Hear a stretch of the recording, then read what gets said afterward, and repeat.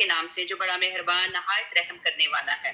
الحمدللہ پیچھے ہم نے آیت نمبر 200 تک پڑھ لی تھی، سیقول مطلب پارہ نمبر 2 سورت نمبر 2 سورہ بقرہ کی آیت نمبر 200 تک ہم نے کر لی تھی، اور اس میں تھوڑا سا ہم نے بتانا تھا جو ہم نے ربنا آتینا فی الدنیا حسنۃ وفی الآخرۃ حسنۃ وقنا عذاب النار کی جو ہماری دعا ہے اسی کے متعلق تھوڑی سی تفسیر رہ گئی تھی، تو وہ اسی کو لے کے چلتے ہیں۔ یہ دعا بڑی خوبصورت دعا ہے، اور جو قرآن کی دعا ہے اس کو تو پکڑ لینا چاہیے۔ تو یہ اللہ تعالیٰ کی بتائی ہوئی دعا ہے جس کا ترجمہ کچھ اس طرح ہے کہ اللہ سبحانہ تعالیٰ نے ہمیں دعا کرنے کا طریقہ بھی بتا دیا، مجھ سے مانگو اور اس طریقے سے مانگو، اور اللہ تعالیٰ نے کیا کہا۔ اور بعض لوگ وہ ہیں جو کہتے ہیں اے ہمارے رب ہمیں دنیا میں نیکی دے اور آخرت میں بھی بھلائی عطا فرما اور ہمیں عذاب جہنم سے نجات دے۔ یہ وہ لوگ ہیں جن کے لیے ان کے اعمال کا حصہ ہے، اور اللہ تعالیٰ جلد حساب لینے والا ہے۔ یہاں پہ ربنا آتینا فی الدنیا، یہ دعا اتنی خوبصورت دعا ہے، اس میں ہم دنیا بھی مانگتے ہیں اور آخرت بھی مانگتے ہیں۔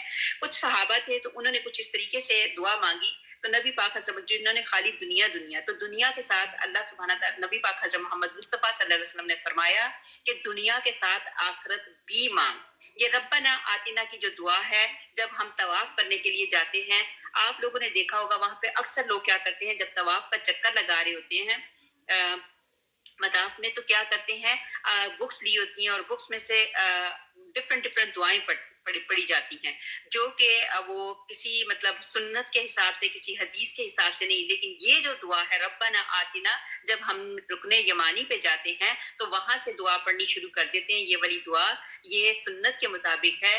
اس دعا کو رکن یمانی سے لے کے حجر اسود تک، جو جہاں پہ ہم حجر اسود تک جاتے ہیں تو وہاں تک یہ دعا پڑھی جاتی ہے۔ دعا بس اتنی ہے جو ہم نے قرآن پاک میں پڑھی، ربنا آتنا فی الدنیا حسنۃ وفی الآخرۃ حسنۃ وقنا عذاب النار، یہاں تک یہ دعا جو ہے یہ قرآن پاک میں ہے۔ تو باقی جو آگے ہم بنا لیتے ہیں دعا، تو وہ بھی اگر دعا کرتے ہیں دعا میں شامل کر لیتے ہیں تو اس میں کوئی حرج نہیں۔ جیسے کہ ہماری جو دعا پڑھتے ہیں ربنا آتنا فی الدنیا حسنۃ وفی الآخرۃ حسنۃ وقنا عذاب النار وقنا عذاب القبر وقنا عذاب الحشر وقنا عذاب المیزان وقنا عذاب النزاع وقنا عذاب القرض وقنا عذاب المرض وقنا عذاب الوباء وقنا عذاب البلاء۔ آپ آگے سے جیسے بھی کر سکیں وہ آگے کر لیں، لیکن وہ آگے ہم لوگوں نے بنائی ہوئی ہے دعا، لیکن اصل جو دعا ہے بس اتنی ہی ہے، ربنا آتنا فی الدنیا حسنۃ وفی الآخرۃ حسنۃ وقنا عذاب النار۔ آمین اللہم آمین۔ یہ اللہ تعالیٰ کی ہی بتائی ہوئی دعا ہے۔ اللہ سبحانہ تعالیٰ یہ دعا ہم سب کے حق میں قبول و منظور فرمائے، جس کا مطلب کچھ اس طرح بن جاتا ہے کہ مومنوں کی دعائیں دونوں جہان کی بلائیوں کی ہوتی تھی، اس لیے ان کی تعریفیں کی گئی ہیں۔ اس دعا میں تمام بلائیاں دین اور دنیا کی جمع کر دی ہیں، اور تمام برائیوں سے بچاؤ ہے، اس لیے کہ دنیا کی بھلائی میں عافیت، راحت، آسانی، تندرستی، گھر بار، بیوی بچے، روزی، علم، عمل، اچھی سواریاں، نوکر چاکر، لونڈی، غلام، عزت، آبرو وغیرہ تمام چیزیں آ گئیں، اور آخرت کی بھلائی میں حساب کا آسان ہونا، گھبراہٹ سے نجات پانا، نامہ اعمال کا دائیں ہاتھ میں ملنا، سرخرو ہونا، اور عزت کے ساتھ جنت میں داخل ہونا، سب اس میں آئے گا۔ پھر اس کے بعد جہنم کے عذاب سے نجات چاہنا ہے۔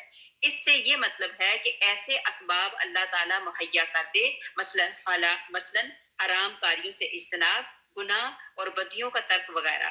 قاسم رحمت اللہ علیہ فرماتے ہیں جسے شکر گزار دل اور ذکر کرنے والی زبان اور صبر کرنے والا جسم مل جائے، اسے دنیا اور آخرت کی بھلائی مل گئی اور عذاب سے نجات پا گیا۔ اب یہاں پہ اتنی پیاری یہ بات بتا دی گئی کہ اس میں ساری کی ساری دنیا کی بھلائیاں بھی ہیں اور آخرت کی بھی بھلائیاں ہیں۔ تو ہمیں جو نہیں یہ دعا پڑھے گا تو وہ اس کے لیے حسرت رہ جائے گی، لیکن جو دعا پڑھ لے گا تو انشاءاللہ تعالیٰ اس کو دنیا کی بھلائی بھی مل گئی اور آخرت کی بھلائی بھی مل گئی۔ حضرت صلی اللہ علیہ وآلہ وسلم ایک مسلمان بیمار کی عیادت کے لیے تشریف لے گئے، دیکھا کہ وہ بالکل دبلا پتلا ہو رہا ہے، صرف ہڈیوں کا ڈھانچہ رہ گیا ہے۔ تو آپ صلی اللہ علیہ وآلہ وسلم نے پوچھا کیا تم کوئی دعا بھی اللہ تعالیٰ سے مانگا کرتے تھے؟ اس نے کہا ہاں، میری یہ دعا تھی کہ اے اللہ جو عذاب تو مجھے آخرت میں کرنا چاہتا ہے وہ دنیا میں ہی کر ڈال۔ آپ صلی اللہ علیہ وآلہ وسلم نے فرمایا سبحان اللہ، کسی میں ان کی برداشت کی طاقت بھی ہے تو تو نے یہ دعا ربنا آتنا کیوں نہ پڑھی؟ یہاں پہ یہ بتایا گیا کہ اللہ سبحانہ تعالیٰ کی جو آزمائشیں ہیں چاہے دنیا کی ہیں جو آخرت کی ہیں وہ اس میں تو اس کی تو ہماری برداشت کی طاقت ہی نہیں ہے. تو یہاں پہ نبی پاک حضرت محمد مصطفیٰ صلی اللہ علیہ وآلہ وسلم فرماتے ہیں کہ ربنا آتنا یہی دعا کیوں نہیں پڑھی. تو چنانچہ بیمار نے اب اسی دعا کو پڑھنا شروع کیا تو اللہ تعالیٰ نے اسے شفا دے دی. رکن بن یہ جو یمنی اور رکن اسود کے درمیان حضور پاک صلی اللہ علیہ وسلم اس دعا کو پڑھا کرتے تھے جیسے کہ میں نے پہلے آپ کو بتایا. یہ حدیث ابن ماجہ وغیرہ میں بھی ہے اور یہاں پہ یہ جب بھی آپ جائیں انشاءاللہ تعالی اللہ سبحانہ تعالیٰ آپ کو بھی اور مجھے بھی توفیق عطا فرمائے. بس رکن یمانی سے لے کے ہم نے حجر اسود تک یہی دعا پڑھا کرنی ہے. اللہ سبحانہ تعالیٰ یہ دعا جتنے وہاں پہ لوگ پڑھتے ہیں ان دعاؤں کے اندر اللہ سبحانہ تعالیٰ مجھے اور آپ کو شامل فرما دے چونکہ ہر وقت ہر بندہ جب طواف کرتا ہے تو یہ دعا رکن یمانی سے لے کے حجر اسود تک پڑھتے ہیں. اللہ سبحانہ تعالیٰ اس دعا میں ہم سب کو شامل فرما دے. آمین اللہم آمین. آگے ہمارے پاس آ گئی آیت نمبر 203. اللہ تعالیٰ کی یاد ان گنتی کے چند دنوں میں کرتے رہا کرو. ان گنتی کے چند دنوں میں کن کی بات ہو رہی ہے؟ یہ گنتی کے چند دن جیسے ہم نے پہلے شروع کیا تھا حج کے بارے میں بات کرنا تو وہی اللہ سبحانہ تعالیٰ آگے بات کر رہے ہیں کہ اللہ تعالیٰ کی یاد ان گنتی کے چند دنوں میں کرتے رہا کرو. وہ دن کی جلدی کرنے والے پر بھی کوئی گناہ نہیں. اب 2 دن کی جلدی کرنے والے پر بھی کوئی گناہ نہیں اور جو پیچھے رہ جائے اس پر بھی کوئی گناہ نہیں. پرہیزگاروں کے لیے یہ ہے کہ اللہ تعالیٰ سے ڈرتے رہا کرو اور جان رکھو کہ تم سب اسی کی طرف جمع کیے جاؤ گے. مطلب یہ ہے کہ ہم اللہ ہی کی طرف سے آئے ہیں اور اللہ ہی کی طرف لوٹ کے جانا ہے. یہاں پہ ایک حدیث میں ہے کہ آپ نے ان دنوں کے روزوں کی ممانت فرمائی. ایک روایت میں یہ ہے کہ حضرت علی رضی اللہ تعالیٰ عنہ نے حضور پاک صلی اللہ علیہ وسلم کے سفید خچر پر سوار ہو کر شیب انصار میں کھڑے ہو کر یہ حکم سنایا تھا کہ یہ لوگوں یہ دن روزوں کے نہیں بلکہ کھانے پینے اور ذکر اللہ کے کرنے والے ہیں. یہ ایام تشریق اللہ کا ذکر اور کھانے پینے کے دن ہیں. ان دنوں میں کیا کرنا ہے؟ یہ گنتی کے چند دن ہیں جو بتایا گیا ایامی معمودات. اب یہ ہے کہ یہ ایام تشریق اور ایام معلومات سے مراد ذی الحجہ کے 10 دن ہیں. ذکر اللہ سے مراد یہ ہے کہ ایام تشریق میں فرض نمازوں کے بعد اللہ اکبر کہیں. حضرت صلی اللہ علیہ وآلہ وسلم فرماتے ہیں عرفہ کا دن قربانی کا دن اور ایام تشریق ہمارے یعنی اہل اسلام کی عید کے دن ہیں اور یہ دن کھانے پینے کے ہیں. حدیث میں ہے کہ ایام تشریق کھانے پینے اور ذکر اللہ کرنے کے ہیں. آگے ہمارے پاس آ گئی آیت نمبر 204 204. بعض لوگوں کی دنوی عرض کی باتیں آپ کو خوش کر دیتی ہیں اور وہ اپنے دل کی باتوں پر رب کو گواہ کرتا جاتا ہے حالانکہ دراصل وہ زبردست جھگڑالو ہے اور جب وہ لوٹ کر جاتا ہے تو زمین میں فساد پھیلانے اور کھیتی اور نسل کی بربادی کی کوشش میں لگا رہتا ہے. اللہ تعالیٰ فساد کو ناپسند رکھتا ہے اور جب اسے کہا جائے کہ اللہ سے ڈرو تو تکبر اور تعصب اسے گناہ پر اور آمادہ کر دیتا ہے. ایسے کو جہنم ہی کافی ہے اور یقیناً وہ بدترین جگہ ہے مطلب بدترین ٹھکانہ ہے. اور بعض لوگ وہ بھی ہیں کہ اللہ کی رضامندی کی طلب میں اپنی جان تک بیچ ڈالتے ہیں اور اللہ تعالیٰ اپنے بندوں پر بڑی شفقت کرنے والا ہے. پہلے یہ بتایا گیا کہ جو فساد پھیلانے والے ان کا کیا حال ہے اور اللہ تعالیٰ جو ہے فساد پھیلانے والوں کو پسند نہیں کرتے. پھر آگے ہی بتا دیا گیا اور بعض لوگ وہ بھی ہیں جو اللہ تعالیٰ کی رضامندی کی طلب میں اپنی جان تک بیچ ڈالتے ہیں. یہی لوگ کامیاب لوگ ہیں جو اپنی جانوں کو اللہ کی رضامندی کے لیے بیچ ڈالتے ہیں. آپ نے دیکھا فلسطین کے لوگوں کا کیا حال ہے. یہ تو فلسطین کے لوگوں کا اب ہم دیکھ رہے ہیں. ساتھ ساتھ وہ اپنی جانوں کو اللہ کی راہ میں قربان کرنے کے لیے شہید کرنے کے لیے تیار ہیں اور ساتھ ساتھ ان کے لبوں میں الحمدللہ بھی آپ نے سنا ہوگا. تو اس سے پہلے آپ نے دیکھا کہ جو اللہ کی راہ میں ہم اپنے آپ کو لگا دیتے ہیں اب اور یہ اپنا آرام اپنی راحت اپنی نیند اور خوشی بیچ دینا جیسے تہجد پڑھنا علم حاصل کرنا تعلیم دینا اپنے آپ کو پیچھے کر کے دوسروں کو آگے کر دینا یہی چیزیں ہیں کہ ہم نے اپنے آپ کو مطلب زمین کے نظام کو ڈسٹرب کرنا تعمیر کے بجائے تحریک. یہ ان لوگوں کی کامیابی نہیں بلکہ کامیابی ان لوگوں کی ہے جو اپنے آرام کو سکون کو پیچھے کر کے اللہ کی رضا کو آگے کرتے ہیں. اب یہاں پہ یہی بتایا گیا کہ اللہ کی رضا پہ آگے کرنے والے یہ عبدالستار عیدی ان کا نام بھی مشہور ہے. آپ نے سنا انہوں نے کتنا کچھ کیا. یہ ایک عام بندے کی بات کر رہے ہیں. اسی طرح پھر پیغمبروں میں دیکھا، آپ نے دیکھا کہ حضرت ابراہیم علیہ السلام نے کیا کیا، ساری زندگی جب اللہ سبحانہ تعالیٰ نے کسی چیز کا کہا کہ تم نے یہ کرنا ہے، یہ قربانی دینی ہے، تو انہوں نے کوئی چون چرا نہیں کیا، اور انہوں نے یہ بھی نہیں کہا کہ اللہ میں سوچ لوں تو پھر بتاتا ہوں، بلکہ جہاں جہاں اللہ کا حکم ہوا کسی قربانی کے لیے وہ تیار ہو گئے۔ اسی طرح بی بی آسیہ رضی اللہ تعالیٰ عنہا کے ساتھ کیا کیا معاملے نہیں ہوئے، تو انہوں نے بھی کچھ چون چرا نہیں کی، جو اللہ تعالیٰ کی رضا تھی اس پہ راضی ہوگی۔ اسی طرح حضرت بلال حبشی رضی اللہ تعالیٰ عنہ کے ساتھ کیا معاملہ نہیں ہوا، انہوں نے بھی کوئی چون چرا نہیں کی، جہاں جہاں اللہ تعالیٰ کا حکم ہوا وہ اپنے فوراً کے فوراً تیار ہو گئے۔ اب آگے ہمارے پاس آ گئی آیت نمبر ہے ہمارے پاس 208 208، ایمان اے ایمان والو اسلام میں پورے پورے داخل ہو جاؤ۔ یہاں پہ ایمان والوں سے اللہ سبحانہ تعالیٰ مخاطب ہو کے کہتے ہیں، آپ کو بتایا کہ جہاں پہ بھی یا ایھا الذین آمنوا آئے تو اس وقت فوراً بندہ الرٹ ہو جائے کہ یہاں پہ اللہ سبحانہ تعالیٰ کوئی نہ کوئی بات، کوئی نہ کوئی نصیحت، کوئی نہ کوئی وصیت کر رہے ہیں۔ تو یہاں پہ اللہ سبحانہ تعالیٰ نے ایمان والوں کو مخاطب کر کے کہا، ایمان والو اسلام میں پورے پورے داخل ہو جاؤ اور شیطان کے قدموں کی تابعداری نہ کرو، وہ تمہارا کھلا دشمن ہے۔ یہ عدو مبین جو ہے بڑی مرتبہ آیا کہ اللہ سبحانہ تعالیٰ نے ہمیں بتا دیا، بالکل بتا دیا کہ شیطان جو ہے ہمارا کھلا دشمن ہے، یہ ہمارے باپ کا بھی دشمن تھا، وہ اس وقت کی دشمنی کو ابھی تک نبھا رہا ہے اور مرتے دم تک وہ یہی کام کرتا رہے گا، ہمیں بہکاتا رہے گا۔ پھر آگے اللہ سبحانہ تعالیٰ اگلی آیت میں کہتے ہیں، اگر تم باوجود تمہارے پاس دلیلیں آ جانے کے بھی پھسل جاؤ تو جان لو کہ اللہ تعالیٰ غلبے والا اور حکمت والا ہے۔ بار بار اللہ تعالیٰ نے بتا دیا یہ دشمن ہے، یہ دشمنی پہ تیار ہے، یہ ہر وقت تمہارے ساتھ دشمنی کرے گا، تمہیں بہکاتا رہے گا، لہٰذا اس سے بچ جاؤ۔ اب اللہ تعالیٰ نے مومنوں کی جانیں اور مال خرید لیا ہے اور ان کے بدلے جنت دے دی ہے، یہ اللہ تعالیٰ کی راہ میں جہاد کرتے ہیں، مارتے بھی ہیں اور شہید بھی ہوتے ہیں۔ اللہ تعالیٰ کا یہ سچا وعدہ تورات اور انجیل اور قرآن پاک میں موجود ہے۔ اللہ تعالیٰ سے زیادہ سچے عہد والا اور کون ہوگا؟ پھر آگے ہی بتایا کہ اللہ تعالیٰ کے احکام کو ماننا ہی اسلام ہے۔ صحیح بات یہ ہے، اللہ کو ماننے کے ساتھ ساتھ اللہ کی مانو گے تو وہی مسلمان ہو، وہی جو ہے کامیاب ہوگے۔ لیکن جو نہیں اس طرح کے کام کرے گا، جو شیطان کے قدموں کی پیروی کرے گا، شیطان نے جو لکیریں کھینچ رکھی ہیں ان لکیروں کے اوپر چلے گا، تو اس کی دنیا میں بھی کیا کہتے ہیں بربادی ہے اور آخرت میں بھی بربادی ہے۔ آیت نمبر 210، کیا لوگوں کو اس بات کا انتظار ہے کہ ان کے پاس خود اللہ تعالیٰ ابر کے سائبانوں میں آ جائے اور فرشتے بھی اور کام انتہا تک پہنچا دیا جائے؟ اللہ تعالیٰ ہی کی طرف تمام کام لوٹائے جاتے ہیں۔ مطلب یہ آخرت کی بات بتائی جا رہی ہے، آخرت کے مناظر جو ہیں وہ بہت سخت ہیں۔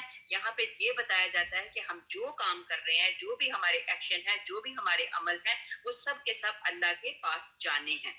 یہاں پہ مسند وغیرہ کی حدیث میں ہے کہ اس میں ہے کہ جو لوگ گھبرا اٹھیں گے اور تو انبیاء علیہ السلام جو ہیں شفاعت طلب کریں گے، حضرت آدم علیہ السلام سے لے کر ایک ایک پیغمبر کے پاس جائیں گے اور وہاں سے صاف جواب پائیں گے، یہاں تک کہ ہمارے پیارے نبی حضرت محمد مصطفیٰ صلی اللہ علیہ وآلہ وسلم کے پاس پہنچیں گے۔ آپ جواب دیں گے میں تیار ہوں، میں ہی اس کا اہل ہوں۔ پھر آپ جائیں گے اور عرش تلے سجدے میں گر پڑیں گے اور اللہ تعالیٰ سے سفارش کریں گے کہ وہ بندوں کا فیصلہ کرنے کے لیے تشریف لائے۔ اللہ تعالیٰ آپ کی شفاعت قبول فرمائے گا اور بادلوں کے سائبان میں آئے گا، آسمان دنیا جو ہے وہ ٹوٹ جائے گا اور اس کے تمام فرشتے آ جائیں گے، پھر دوسرا بھی پھٹ جائے گا اور اس کے فرشتے بھی آ جائیں گے، اسی طرح ساتوں آسمان شق ہو جائیں گے اور ان کے فرشتے آ جائیں گے، پھر اللہ تعالیٰ کا عرش اترے گا اور بزرگ تر جو فرشتے ہیں نازل ہوں گے اور خود وہ جبار اللہ تعالیٰ تشریف لائے گا۔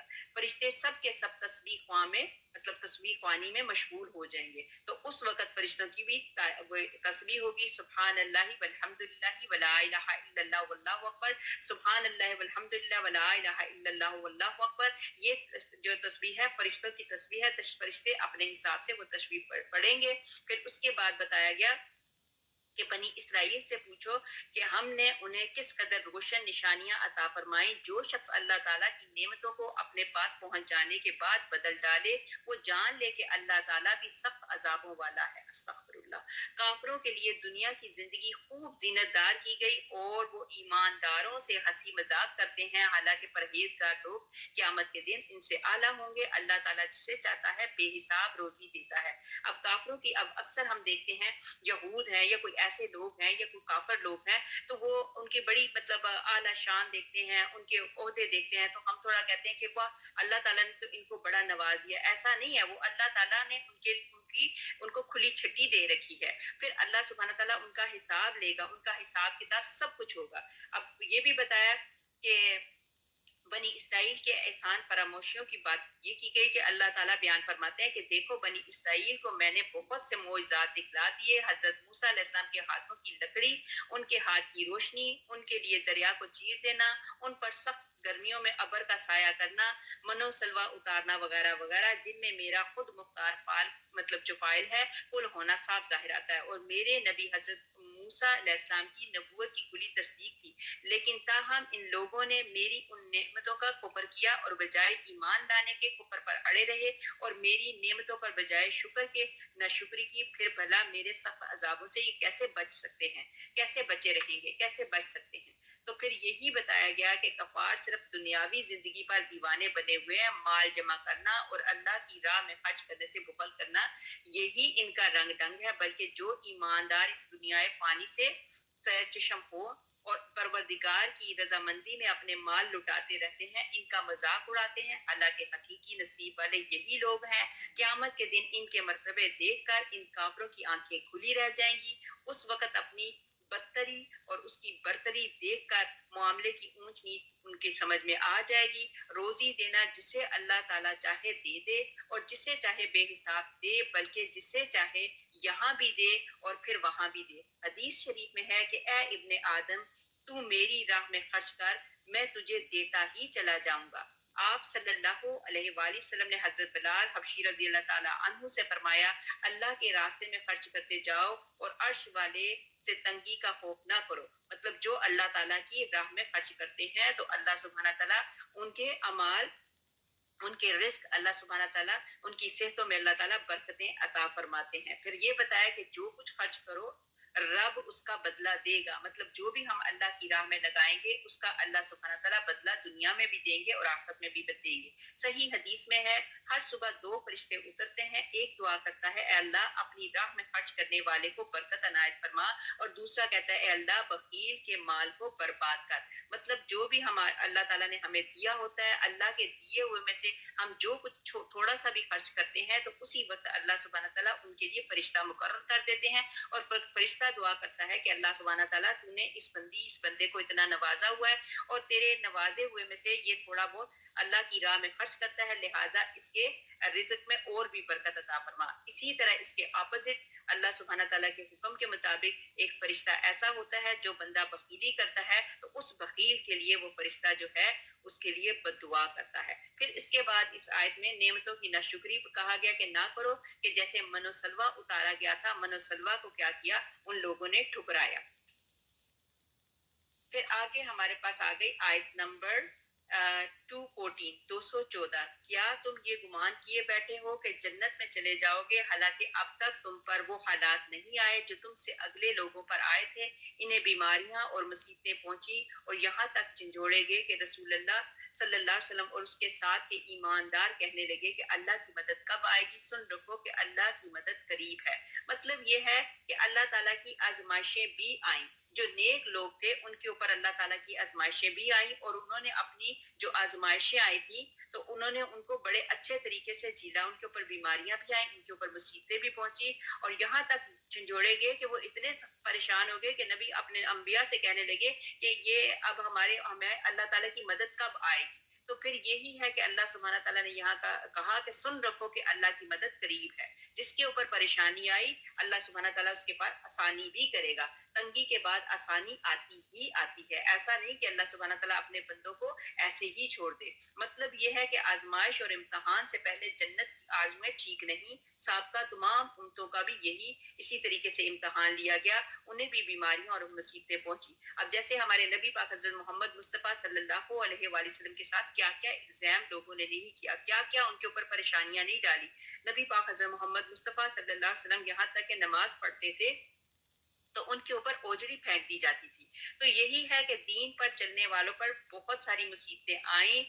جنت میں جانے کا راستہ اتنا آسان نہیں ہے. بس کہہ دیا کہ ہم نے اللہ کو مان لیا, نہیں بلکہ آزمائشیں بھی آتی ہیں اور بھوک سے اور خوف سے کیا نپٹنا پڑتا ہے.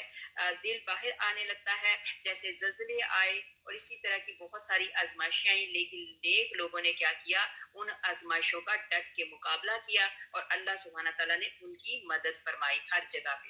آگے ہمارے پاس آ گئی آیت نمبر 215 215. تجھ سے پوچھتے ہیں کہ وہ کیا خرچ کریں, تو کہہ جو مال تم خرچ کرو وہ ماں باپ کے لیے ہے اور رشتہ داروں اور یتیموں اور مسکینوں اور مسافروں کے لیے ہے. تم جو کچھ بھلائی کرو گے اللہ تعالیٰ کو اس کا علم ہے. اب یہاں پہ نبی پاک حضرت محمد مصطفیٰ صلی اللہ علیہ وآلہ وسلم کو مخاطب کر کے اللہ سبحانہ تعالیٰ کہتے ہیں کہ لوگ تجھ سے پوچھتے ہیں. اب لوگ نبی پاک حضرت محمد مصطفیٰ صلی اللہ علیہ وسلم سے سوال کرتے تھے کہ ہم کیا کچھ خرچ کریں اور کس پہ خرچ کریں, کون حقدار ہے اب جن کے اوپر ہم اللہ واسطے خرچ کر سکتے ہیں. تو یہاں پہ اللہ سبحانہ تعالیٰ نے کہہ دیا کہ تم خرچ کرو سب سے پہلے بات کی ماں باپ کے لیے اور پھر رشتہ داروں کے لیے اور پھر یتیموں کے لیے اور پھر مسکینوں کے لیے اور پھر مسافروں کے لیے. پھر تم جو کچھ بھی بھلائی کرو گے اللہ تعالیٰ کو اس کا علم ہے. تم پر جہاد فرض کیا گیا ہے, وہ تمہیں دشوار معلوم ہو, ممکن ہے کہ تم کسی چیز کو بری جانو, وہ دراصل وہی تمہارے لیے بھلی ہو, اور یہ بھی ممکن ہے کہ تم کسی چیز کو اچھی سمجھو حالانکہ وہ تمہارے لیے بری ہو. حقیقی علم جو ہے وہ اللہ ہی کو ہے, تم محض بے خبر ہو. اکثر ہوتا ہے میرے اور آپ کے اوپر کوئی ایسی آزمائش آ جاتی ہے کہ ہم پریشان ہو جاتے ہیں, تو بیچ میں جو بات ہوتی ہے, جو اللہ کے فیصلے جو ہوتے ہیں, اللہ کی جو باتیں ہوتی ہیں وہ بہتر باتیں ہوتی ہیں. اپنی جان اور مال کو جو کھپانا ہے اور اپنی اولاد کو جو کھپانا ہے وہ صرف اور صرف اللہ کی خاطر کھپاؤ. حدیث میں ہے کہ اپنی ماں سے سلوک کر اور اپنے باپ سے اور اپنی بہن سے اور اپنے بھائی سے, پھر درجہ بدرجہ قریبی لوگوں سے. یہ حدیث بیان فرما کر حضرت میمون بن مہران رضی اللہ تعالیٰ عنہ نے اس آیت کی تلاوت کی اور فرمایا یہ ہیں جن کے ساتھ مالی سلوک کیا جائے اور ان پر مال خرچ کیا جائے, نہ کہ تبلوں, باجوں, تصویروں اور دیواروں پر کپڑا چسپاں کرنے میں. اب یہ ہے کہ ہمیں جو حکم ہے کہ یہ دیکھیں ہم نے اپنے گھروں میں اتنی بڑی چیزیں فضول میں لا کے رکھی ہیں جن کا کوئی مقصد ہی نہیں ہے. اللہ سبحانہ تعالیٰ ہماری اصلاح کرے. اس سے تو بہتر ہے کہ دیکھیں ہمارے کسی بھائی کو, ہماری کسی بہن کو کسی چیز کی ضرورت ہے تو اس کی ضرورت کے وقت ہم نے کیا کیا, اپنی جان چرا لی. لیکن قرآن پاک کیا کہتا ہے, سب سے پہلے اپنے تمہارے مال کے جو حقدار ہیں جن کے اوپر تمہارا خرچ کرنا بنتا ہے وہ تمہارے ماں باپ, پھر اس کے بعد رشتہ دار, پھر اس کے بعد یتیم, پھر اس کے بعد مسکین, پھر اس کے بعد مسافر. پھر اس کے بعد بتایا گیا کہ جہاد کی فرضیت کے متعلق بتایا گیا کہ پہلے جہاد کے لیے مطلب اجازت نہیں تھی, پھر بعد میں اللہ سبحانہ تعالیٰ نے جہاد کے متعلق کہہ دیا. زہری رحمت اللہ علیہ فرماتے ہیں جہاد ہر شخص پر فرض ہے, خواہ لڑائی میں نکلے خواہ بیٹھا رہے.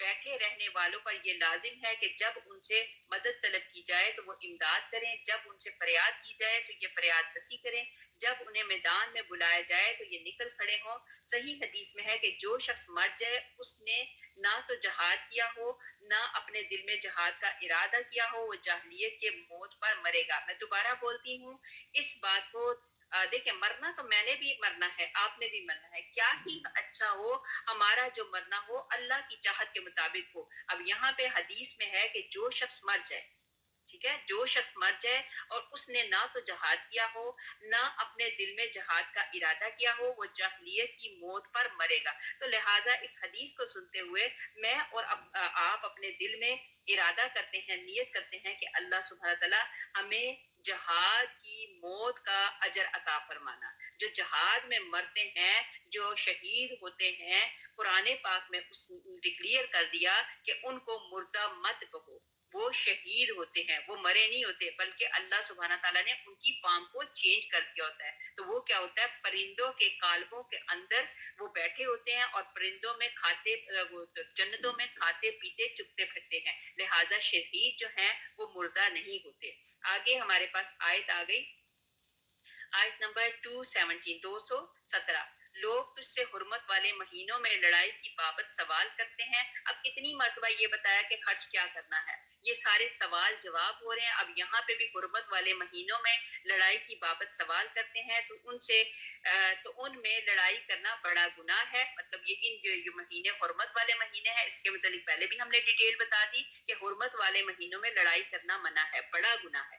ویسے بھی گناہ ہے لیکن ان مہینوں میں لڑائی کرنا بڑا گناہ ہے. لیکن اللہ کی راہ سے روکنا, اس کے ساتھ کفر کرنا اور مسجد حرام سے روکنا اور وہاں کے رہنے والوں کو وہاں سے نکالنا, یہ اللہ تعالیٰ کے نزدیک اس سے بھی بڑا گناہ ہے. اب یہاں پہ یہ بتایا کہ مسجد حرام میں جانے والوں کو روکنا, وہاں سے نکالنا, یہ اس سے بھی بڑا گناہ ہے. یہ فتنہ قتل سے بھی بڑا گناہ ہے. اس کے متعلق بھی پہلے بتا دیا کہ کچھ ایسے فتنے ہوتے ہیں جو قتل سے بھی بڑے, مطلب اس کا گناہ آ جاتا ہے. ہم کہتے ہیں کسی کو قتل کیا تو ہم کہتے ہیں ہاں کسی کو مار دیا, کسی کو قتل کر دیا, اتنا بڑا گناہ, اتنا بڑا گناہ. لیکن اللہ سبحانہ تعالیٰ نے قرآن پاک میں بیان کر دیا جو لوگ فتنے کرتے ہیں, فتنے جو ہیں وہ قتل سے بھی زیادہ بڑے ہوتے ہیں. اب میں نے اور آپ نے اپنے آپ کو سنبھالنا ہے, سنبھل کے کام کرنا ہے. ہماری کسی ایکشن, ہماری کسی بات میں کوئی ایسی بات تو نہیں جس سے کہ فتنہ پیدا ہو رہا ہے, تو لہٰذا اس وقت سوچ لیں یہ فتنے جو ہیں قتل سے بھی بڑا زیادہ گناہ ہے. آگے اللہ سبحانہ تعالیٰ کہتے ہیں یہ لوگ تم سے لڑائی بڑائی کرتے ہی رہیں گے یہاں تک کہ اگر ان سے ہو سکے تو وہ تمہیں تمہارے دین سے مرتد کر دیں, اور تم میں سے جو لوگ اپنے دین سے پلٹ جائیں اور اسی کفر کی حالت میں مرے تو ان کے اعمال دنوی اور اخوی سب غارت ہو جائیں گے. یہ لوگ جہنمی ہوں گے اور ہمیشہ ہمیشہ جہنم میں ہی رہیں گے. مرتد کس کو کہتے ہیں؟ جو پہلے اسلام پہ آیا, مسلمان ہوا, لیکن اس کے بعد پھر پلٹ کے اس نے کسی اور دین کو, اللہ کے دین کو چھوڑ کے دوسرے بنائے ہوئے دین, وہی جو شیطان کے بتائے ہوئے راستوں پہ چلا, تو یہ ان کی بات ہو رہی ہے. ان کے متعلق کہا جا رہا ہے یہ لوگ جو ہیں جہنمی ہوں گے اور ہمیشہ ہمیشہ جہنم میں ہی رہیں گے. اللہ سبحانہ تعالیٰ آپ کو, مجھے, ہماری نسلوں کو مرتد ہونے سے بچائے. ایمان لانے والے, ہجرت کرنے والے, اللہ کی راہ میں جہاد کرنے والے ہی اللہ کی رحمت کے امیدوار ہیں. اللہ تعالیٰ بہت بخشنے والا اور بہت مہربانی کرنے والا ہے. پہلے اللہ سبحانہ تعالیٰ نے جہنمی کے متعلق بتایا, مرتد کے متعلق بتایا, فتنے والے لوگوں کے متعلق بتایا, پھر ساتھ ہی اللہ سبحانہ تعالیٰ نے اگلی آیت میں بتا دیا کہ ایمان لانے والے, ہجرت کرنے والے, مطلب اللہ کی راہ میں ہجرت کرنے والے اور اللہ کی راہ میں جہاد کرنے والے اللہ کی راہ رحمت کے امیدوار ہیں. پھر اللہ سبحانہ تعالیٰ ان کے ساتھ بڑے ہی پیارے معاملے فرمائے گا. حرمت والے مہینے میں اب کیا ہوا تھا, یہ بات کیا ہوئی کہ اب یہاں پہ آپ نے دیکھا کہ حرمت والے مہینے بتائے گئے کہ ان مہینوں میں ہم نے لڑائی جھگڑے سے اوائڈ کرنا ہے, اور ان دنوں میں اگر ہم کوئی لڑائی کریں گے, جھگڑا کریں گے تو اس سے اور بھی زیادہ گناہ ہے. اب ہمارے گورنمنٹ کے آپ دیکھیں کتنی بحثیں مباحثے ہوتی ہیں اور کیسے کیسے مہینوں میں کیسے کیسے وہ لڑائیاں کرتے ہیں, حالانکہ ان کو پتہ ہے کہ یہ مہینے جو ہیں حرمت والے ہیں, ان حرمت والے مہینوں میں ہم نے لڑائی نہیں کرنی. اب یہاں پہ ایک مثال بتاتے ہیں حرمت والے مہینے میں عمر بن حضرمی کا قتل. اب کیا ہوا کہ رسول پاک صلی اللہ علیہ وسلم نے ایک جماعت کو بھیجا اور ان کا امیر حضرت عبیدہ بن جراح رضی اللہ تعالیٰ عنہ کو بنایا. جب وہ جانے لگے تو حضور پاک صلی اللہ علیہ وسلم کی جدائی کے صدمے میں رو دیے. اب دیکھیں صحابہ جو رضی اللہ تعالیٰ عنہم تھے تو وہ نبی پاک حضرت محمد مصطفیٰ صلی اللہ علیہ وسلم کی جدائی کو برداشت ہی نہیں کر سکتے تھے کہ ہم نبی پاک صلی اللہ علیہ وسلم سے جدا نہیں ہو سکتے. تو اب یہ صحابی نے کیا کیا, انہوں نے رونا شروع کر دیا کہ میں نبی پاک حضرت محمد مصطفیٰ صلی اللہ علیہ وسلم سے جدائی نہیں برداشت کر سکتا. تو آپ صلی اللہ علیہ وآلہ وسلم نے انہیں تو روک لیا اور ان کے بدلے حضرت عبداللہ بن جہش رضی اللہ تعالیٰ عنہ کو سردار لشکر مقرر کیا اور انہیں ایک خط لکھوا کر دے دیا اور فرمایا کہ جب تک وطن نخلا میں نہ پہنچو اس خط کو نہ پڑھنا, اور وہاں پہنچ کر جب اس مضمون کو پڑھ لو تو اپنے ساتھیوں میں سے کسی کو اپنے ساتھ چلنے پر مجبور نہ کرنا. چنانچہ حضرت عبداللہ رضی اللہ تعالیٰ عنہ اس مختصر سی جماعت کو لے کر چلے. جب اس مقام پر پہنچے تو فرمان نبی حضرت محمد مصطفیٰ صلی اللہ علیہ وسلم کو پڑھا اور انا للہ الخ پڑھ کر کہا کہ میں نے حضور پاک صلی اللہ علیہ وسلم کے فرمان کو پڑھا اور میں فرما برداری کے لیے تیار ہوں. پھر اپنے ساتھیوں کو پڑھ کر سنایا اور واقعہ بیان کیا. 2 شخص تو واپس لوٹ کے لیکن بقایا تمام ساتھ چلنے کے لیے آمادہ ہو گئے. آگے چل کر ابن الحضرامی کافر کو انہوں نے پایا, چونکہ یہ علم نہ تھا کہ جمادی الاخر کا یہ آخری دن ہے یا رجب کا پہلا دن, تو انہوں نے اس لشکر کو مطلب حملہ کر دیا. اس حملے میں इब्न हजरमी मारा गया और सहाबा रजी अल्लाह ताला अन्हुम की ये जमात वहां से वापस लौटी। अब इन मुशरिकीन ने मुसलमानों पर इतराज शुरू किया कि देखो इन्होंने हुर्मत वाले महीनों में लड़ाई की और कत्ल भी किया, इस बारे में ये आयत उतरी। असल में उनको पता ही नहीं था कि क्या है, ये रजब का महीना शुरू हो गया, लेकिन उससे पहले ही वो नबी पाक हज़रत मोहम्मद मुस्तफ़ा सल्लल्लाहु अलैहि वसल्लम के हुक्म के मुताबिक चल पड़े थे, लेकिन उनको पता नहीं था, लिहाजा अनजाने में उस दिन ये वाला काम हो गया। तो उसके मुतालिक फिर ये आयत नाजिल हुई जो अभी हमने पढ़ी। फिर आगे हमारे पास आ गई आयत नंबर 219। लोग तुझसे शराब और जुए का सवाल पूछते हैं। देखिए पीछे हमने कहा कि उन्होंने पहले सवाल किया कि किस पे खर्च करें, क्या क्या खर्च करें। फिर उसके बाद बताया गया कि हुर्मत के महीनों में लड़ाई की बाबत पूछी कि क्या है। अब उन्होंने पूछा शराब और जुए के मुतालिक। अब अल्लाह सुब्हानहू तआला कहते हैं लोग तुझसे शराब और जुए का मसला पूछते हैं तो तू उनसे कह दे कि इन दोनों में बहुत बड़ा गुनाह है। लोगों को इनसे दुनवी फायदा भी होता है, लेकिन इनका गुनाह इनके नफे से बहुत ज्यादा है। अब अल्लाह सुब्हानहू तआला ने यहाँ पे इंसानों की जहन साजी शुरू कर दी शराब के मुतालिक कि शराब पहले मतलब एकदम से अल्लाह ताला ने जो भी बात की एकदम से नहीं की। अल्लाह सुब्हानहू तआला पहले जहन साजी करते हैं इन आयतों के जरिए। तो शराब को छोड़ने के लिए अल्लाह सुब्हानहू तआला ने जहन साजी की कि शराब जो है ये क्या है, इसका मतलब उसके फायदे और नुकसान बताए कि दुनवी फायदा भी होता है, लेकिन इनका गुनाह इनके नफे से ज्यादा है। और तुझसे ये भी दरियाफ्त करते हैं कि क्या कुछ खर्च करें, तो क्या हाजत से जायद चीज। अब ये भी सवाल करते हैं कि वही पहले वाली बात कि क्या खर्च करें, तो यही बताया गया कि तुम्हारी जरूरत के मुताबिक जितनी चीज है वो तो तुम अपने ऊपर लगा, लेकिन जरूरत से ज्यादा जो चीज है उसको अल्लाह की राह में खर्च कर दे। तो अल्लाह ताला इसी तरह अपने एहकाम साफ साफ तुम्हारे लिए बयान फरमा रहा है ताकि तुम सोच समझ लो। अमूरे दीनी और अमूरे दुनवी को और तुझसे यतीमों के बारे में भी सवाल करते हैं, तो कह दे कि इनकी खैर ख्वाही बेहतर है। तुम अगर इनके माल अपने माल में मिला भी लो तो वो तुम्हारे भाई हैं। बदनीयत और नेक नियत हर एक को अल्लाह खूब जानता है। अगर अल्लाह चाहता तो तुम्हें मुशक्कत में डाल देता, यकीनन अल्लाह ताला गलबे वाला और हिकमत वाला है। यहाँ पे पहले शराब की जहन साजी की गई कि शराब से बचो। शराब में अगर कुछ फायदे हैं कि उस वक्त आपको शराब का कुछ मजा आया, ये उन दिनों की बात है जब शुरू में शराब की बातें हुई। इब्ने अबी हातिम में है कि हजरत उमर रजी अल्लाह ताला अन्हु के कौल के बाद भी ये कि शराब माल को बर्बाद करने वाली और अकल को खत्म करने वाली चीज है। मतलब ये शराब जो है इसके नुकसान बताने शुरू कर दिए। हजरत उमर फारूक रजी अल्लाह ताला अन्हु फरमाते हैं हमर हर वो चीज है जो अकल को ढांप देती है। मतलब बंदा जो है जब शराब के नशे में होता है तो उसकी अकल जो है वो ढकी जाती है और बंदे को समझ नहीं आती। मुफस्सरीन और ताबी फरमाते हैं कि शराब के बारे में पहले ये आयत नाजिल हुई, फिर बाद में सूरह निसा की आयत में नाजिल हुई, फिर सूरह मुआहिदा में ये। तो आगे इंशाल्लाह ताला इसके मुतालिक मजीद बताया जाएगा कि शराब को पहले फिर इस तरह बताया, फिर बाद में बताया कि शराब मुकम्मल तौर पर हराम हो गई। पहले जहन साजी की गई, फिर बाद में अल्लाह ताला ने कह दिया कि शराब जो है मुकम्मल तौर पे ये जो है हराम है। फिर ये बताया गया कि सब अखवाल का ये खलासा ये है कि जरूरत से ज्यादा चीज अल्लाह की राह में खर्च करो। हजरत हसन रहमतुल्लाह अलैह फरमाते हैं कि ऐसा ना करो कि सब दे डालो और फिर खुद सवाल के लिए बैठ जाओ। मतलब ये है कि अल्लाह की राह में खर्च जरूर करो, लेकिन ऐसा ना करो कि सब कुछ दे डालो और खुद फकीर बन जाओ और खुद लोगों से सवाल करो। चुनाचा सही मुस्लिम शरीफ में है कि एक शख्स ने रसूलुल्लाह सल्लल्लाहु अलैहि वसल्लम से कहा, हुजूर मेरे पास एक दिनार है। आप सल्लल्लाहु अलैहि वसल्लम ने फरमाया अपने काम में लाओ। फिर उसने कहा मेरे पास एक और है। तो आप सल्लल्लाहु अलैहि वसल्लम ने फरमाया अपनी बीवी पर खर्च करो। फिर उसने कहा एक और है। आप सल्लल्लाहु अलैहि वसल्लम ने फरमाया अपने बच्चों की जरूरियात में लगाओ। फिर उसने कहा एक और भी है। तो फिर आप सल्लल्लाहु अलैहि वसल्लम ने फरमाया अब तू खुद देखभाल सकता है कि अब तुझे पता है कि तूने कितना माल देना है, कि पहले अपनी बीवी के लिए रखो, अपने बच्चों के लिए रखो, ये सारी चीजें अपना हिसाब करके तो फिर जो बाकी बचता है वो अल्लाह की राह में लगाओ। फिर आगे बताया गया कि यतीम के माल को देखभाल कर खर्च करने के बताया गया कि यतीम के मालों को अपने माल में गुड़गुड़ ना करो। ये ना हो कि यतीम जो है वो पीछे रह जाए और तुम आगे बढ़ जाओ। फिर ये बताया जो लोग ظلم سے یتیموں کا مال کھا جاتے ہیں وہ اپنے پیٹ میں آگ بھر رہے ہیں اور بھڑکتی ہوئی جہنم میں عنقریب داخل ہوں گے۔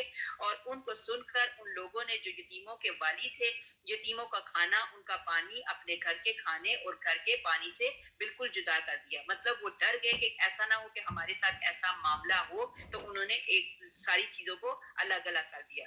اب اگر اس کا پکا ہوا کھانا بچ رہا یا تو اسے وہی دوسرے وقت کھائے یا خراب ہو جائے۔ تو یوں ایک کہ پانی سے بالکل یہاں پہ ایک کی طرف تو ان یتیموں کا نقصان ہونے لگا، دوسری جانب والیان یتیم بھی تنگ آگے کہ کب تک ایک ہی گھر میں اس طرح رکھ رکھاؤ کیا کرے۔ تو ان لوگوں نے آ کر حضور پاک صلی اللہ علیہ وسلم سے عرض کی جس پر یہ آیت نازل ہوئی اور نیک نیتی اور دیانتداری کے ساتھ ان کے مال کو اپنے مال میں ملانے کی رخصت دی گئی۔ یہ ابو داؤد اور نسائی وغیرہ کی حدیث آپ کے سامنے پیش کی۔ آگے ہمارے پاس آ گئی آیت نمبر 221، شرک کرنے والی عورتوں سے وقت یہ کہ وہ ایمان نہ لائیں تم نکاح نہ کرو۔ اب یہاں پہ بڑی امپورٹنٹ چیز ہے، اکثر ہم لوگ کیا کر دیتے ہیں کہ وہ ہے تو صحیح بات کہ نکاح جو ہے ہم اہل کتاب سے کر سکتے ہیں، لیکن اہل کتاب وہ کتاب جو بالکل پہلی والی کتاب تھی، لیکن اب جو کتابوں میں رد و بدل ہو گیا ہے اس کے حساب سے بالکل ہی ڈفرنٹ آ جاتا ہے۔ یہاں پہ اللہ سبحانہ تعالیٰ کہتے ہیں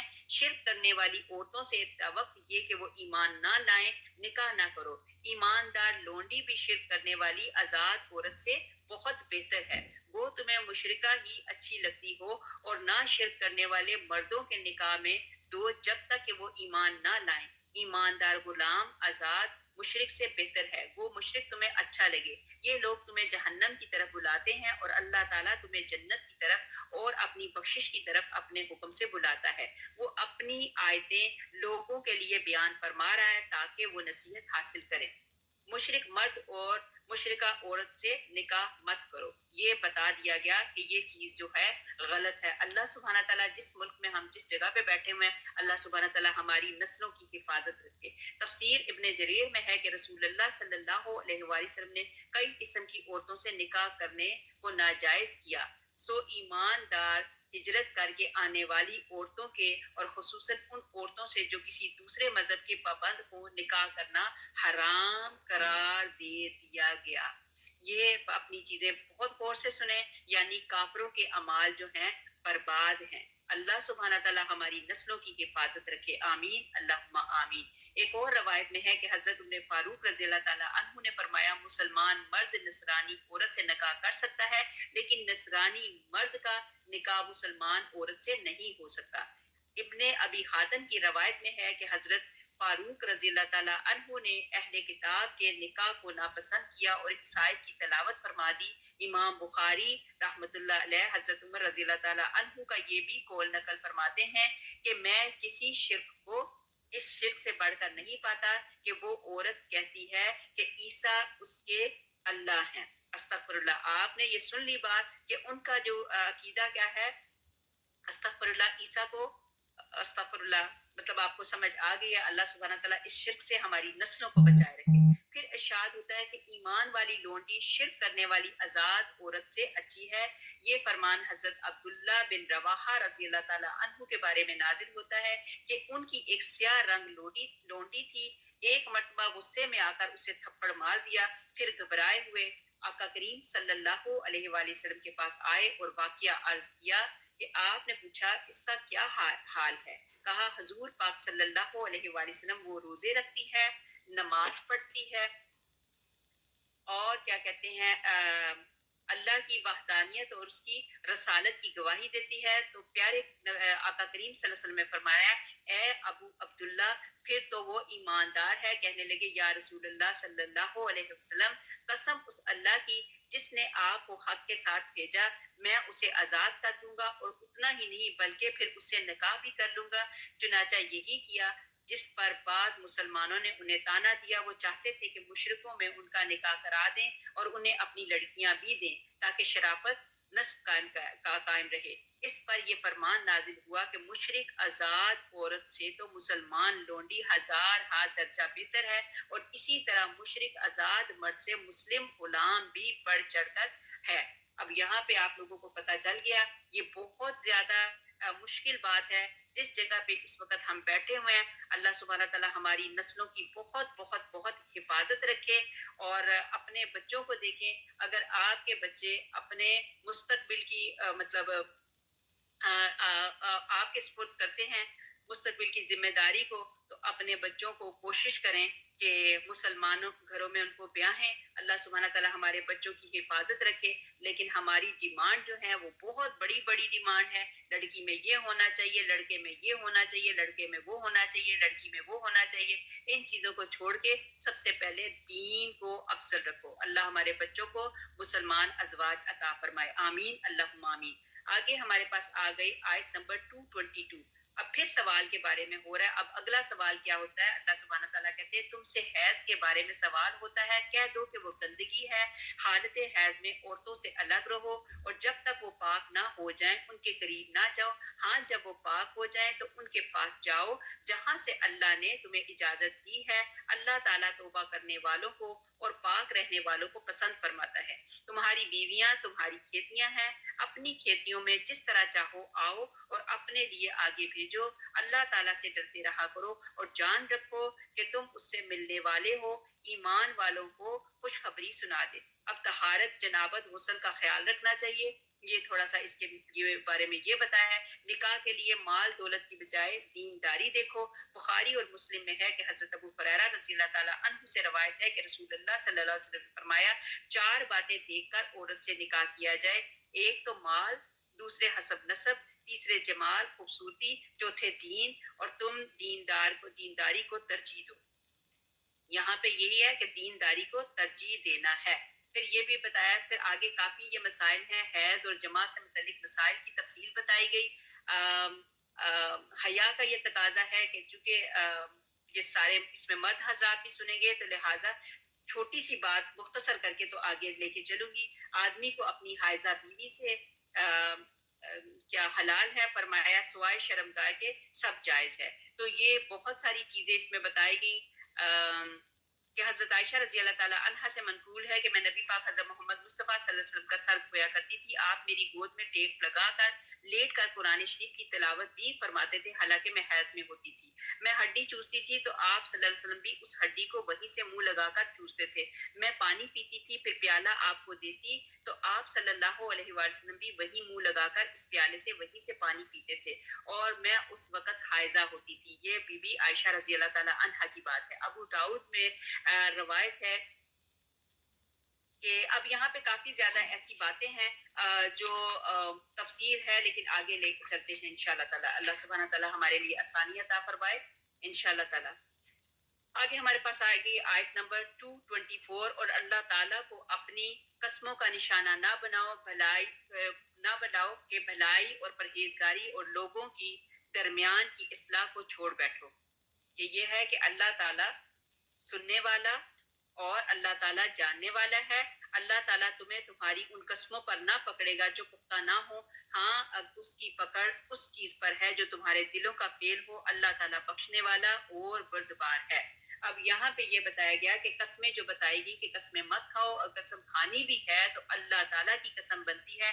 بہت سارے لوگ جو ہیں قسمیں ایسے کھاتے ہیں، اور قسموں کا کفارہ بھی بتایا۔ اگر آپ نے قسم کھا لی، کوئی ایسی قسم کھا لی تو جس میں نقصان ہی نقصان ہے، تو اس سے بہتر ہے اس قسم کو توڑ کر اس کا کفارہ دے دیا جائے۔ کفارہ کیا ہوتا ہے؟ 10 محتاجوں کو کھانا کھلانا، مطلب 2 دفعہ کا کھانا۔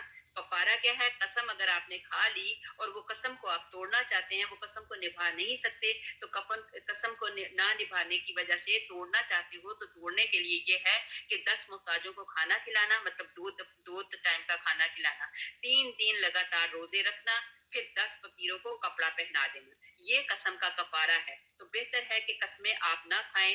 صحیح بخاری میں ہے کہ ہم پیچھے آنے والے ہیں لیکن قیامت کے دن سب سے آگے بڑھنے والے ہیں۔ فرماتے ہیں کہ تم میں سے کوئی ایسی قسم کھا لے اور کفارہ ادا نہ کرے تو اس پر اڑا رہے تو وہ بڑا گناہ گار ہے۔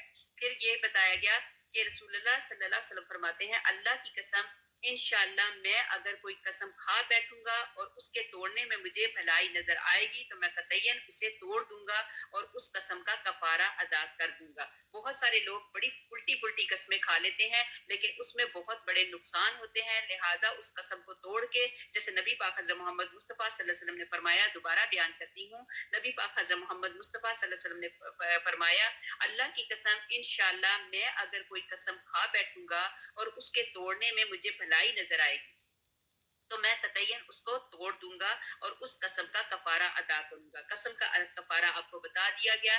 3 قسم کے کفارے بتائے ہیں.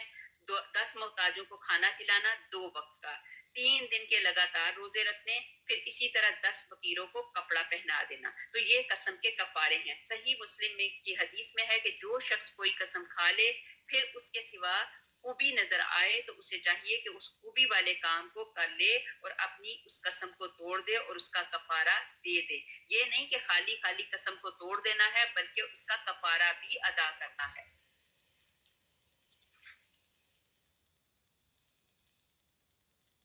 اچھا, ایک حسن حدیث میں ہے کہ ایک مرتبہ رسول اللہ صلی اللہ علیہ وآلہ وسلم تیر اندازوں کی ایک جماعت کے پاس جا کر کھڑے ہو گئے اور وہ تیر اندازی کر رہے تھے اور ایک شخص کبھی کہتا تھا کہ اللہ کی قسم اس کا تیر نشانے پر لگے گا اور کبھی کہتا تھا اللہ کی قسم یہ خطا کرے گا. آپ کے صحابی نے کہا, دیکھیے حضور, اگر اس کی قسم کے خلاف ہوا تو آپ نے فرمایا یہ قسمیں لغو ہیں, اس پر کفارہ نہیں اور نہ کوئی سزا یا عذاب ہے.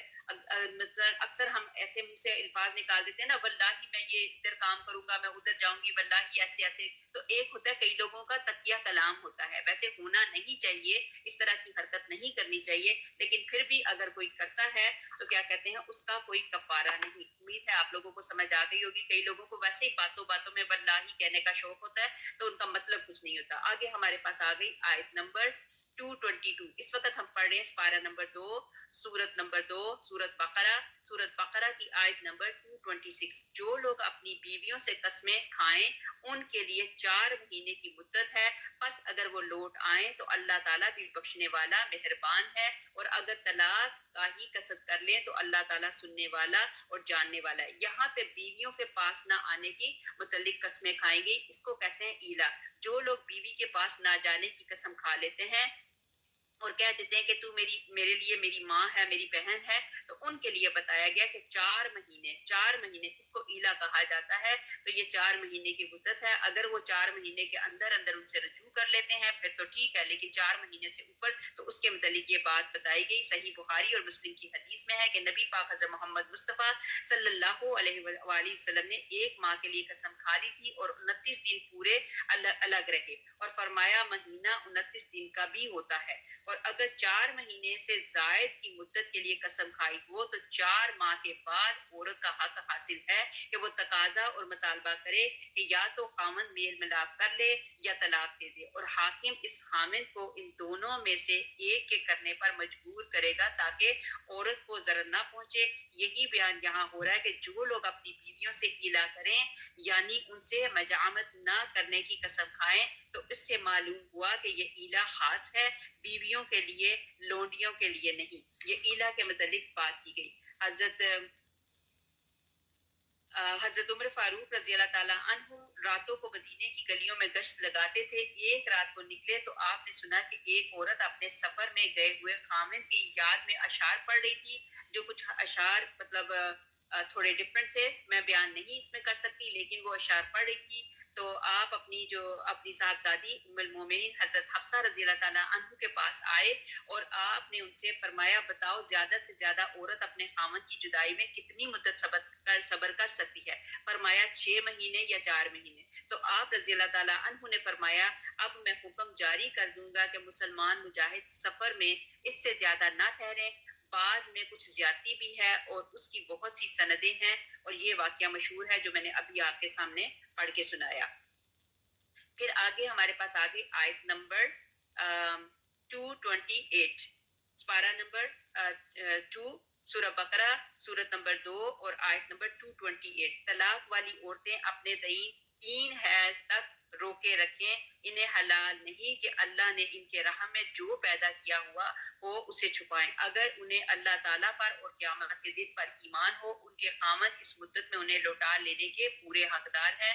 اگر ان کا ارادہ اصلاح کا ہو تو عورتوں کو بھی اسی مثل حق ہے جیسے ان پر ہیں، اچھائی کے ساتھ۔ ہاں، مردوں کے ان پر بڑے درجے ہیں اور اللہ تعالیٰ غالب ہے اور حکمت والا ہے۔ یہاں پہ طلاق اور عدت کے مسائل بتائے گئے۔ ان عورتوں کو جو خامدوں سے مل چکی ہوں اور بالغہ ہوں، حکم ہو رہا ہے کہ طلاق کے بعد 3 حیض تک رکی رہیں، پھر اگر چاہیں تو اپنا نکاح دوسرا کر سکتی ہیں۔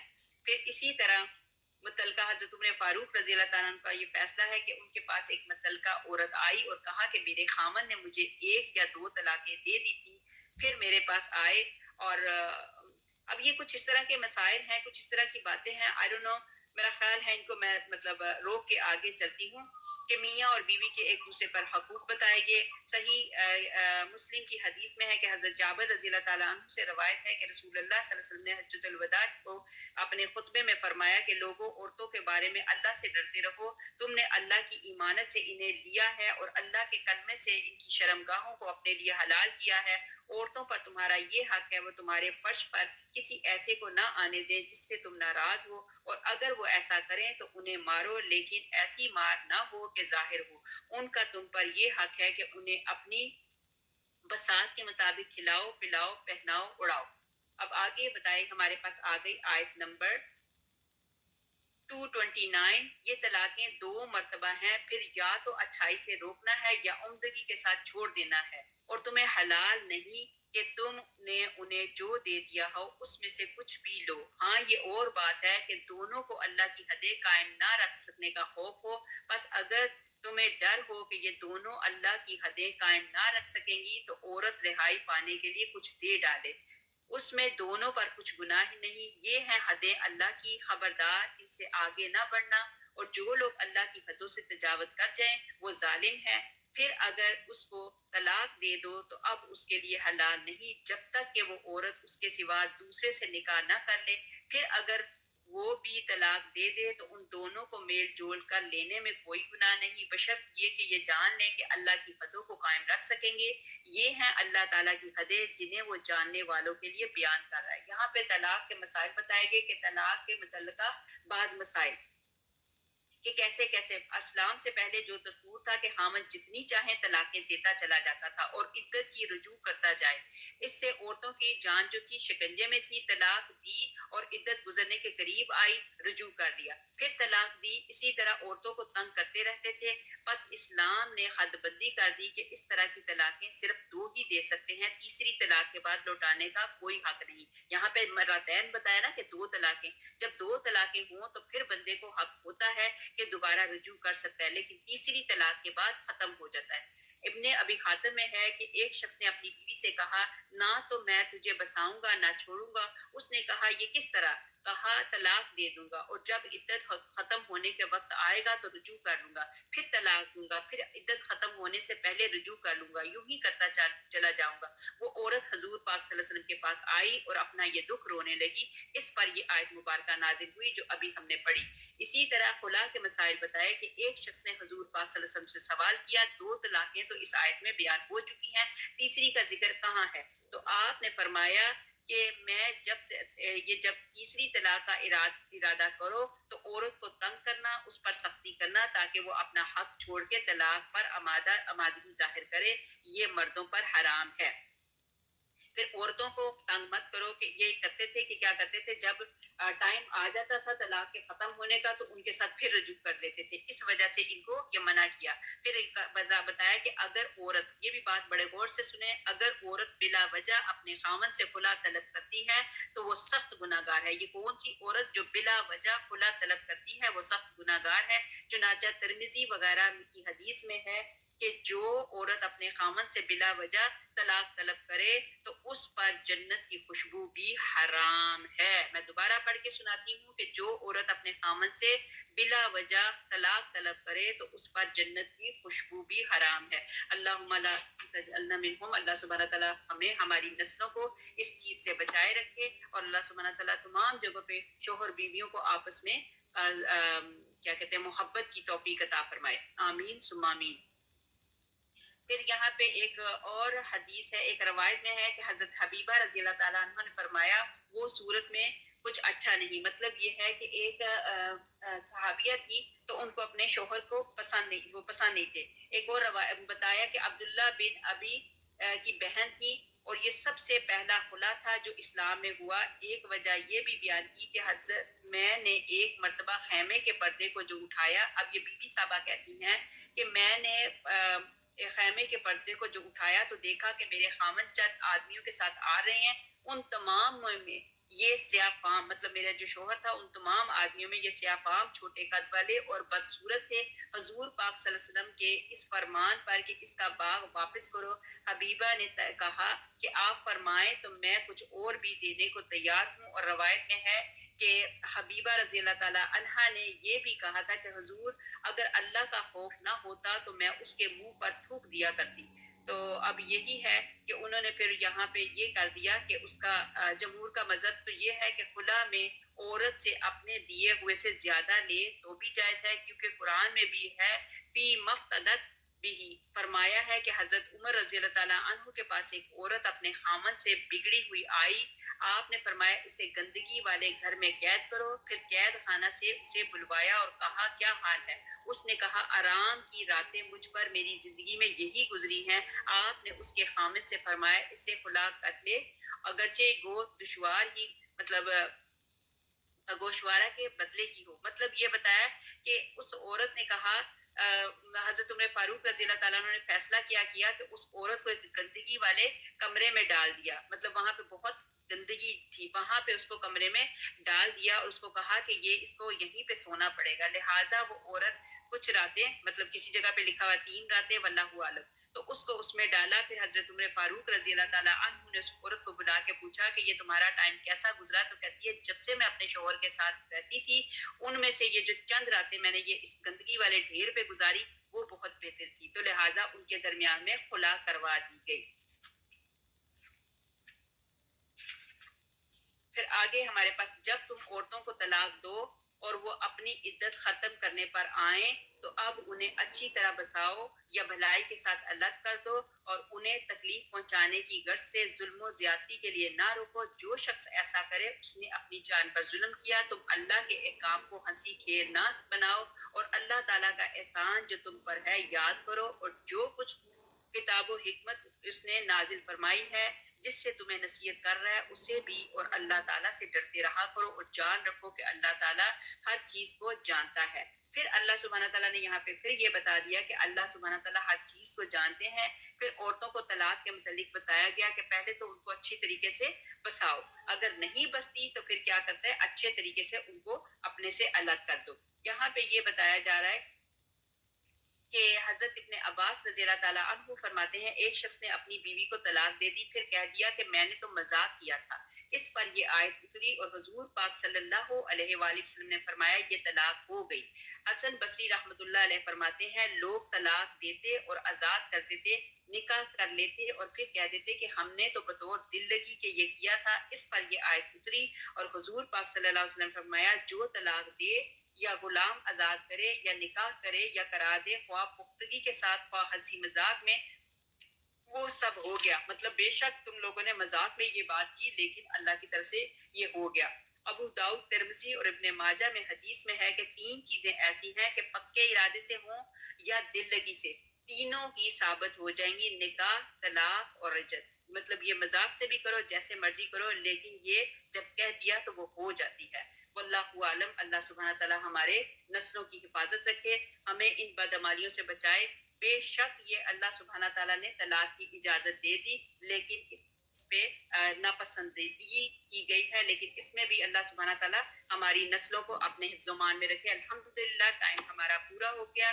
آیت نمبر ہم نے انشاءاللہ تعالیٰ اگر اللہ نے زندگی کی مہلت دی تو کل ہم نے 232 پڑھنی ہے، آج ہماری آیت نمبر 231 تک کمپلیٹ ہو گئی۔ یہ ابھی ہماری یہ طلاق کے ہی مسائل چلیں گے، اس کی تفصیل بہت زیادہ ڈیٹیل سے ہے لیکن چونکہ وقت کم ہوتا ہے ہم پوری ڈیٹیل کو نہیں لے کے جاتے، لیکن ترجمے کا ہی حق ادا کر سکتے ہیں۔ اللہ سبحانہ تعالیٰ اس کو قبول کرے، مقبول کرے، انشاءاللہ تعالیٰ یہی تک رکھتے ہیں۔ سبحان ربک رب العزت عما یصفون وسلام علی المرسلین والحمد للہ رب العالمین۔